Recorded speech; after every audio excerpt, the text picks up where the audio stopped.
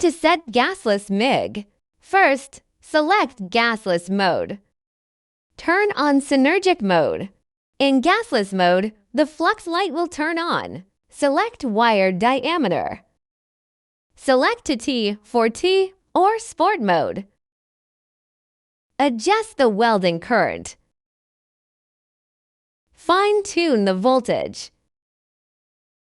Press this button to disable synergic mode and enter manual adjustment mode.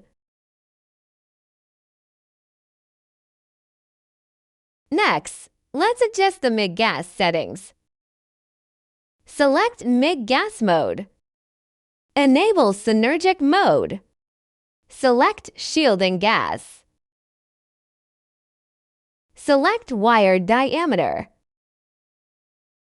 Select to T for T or spot mode. Press and hold to enter gas check function.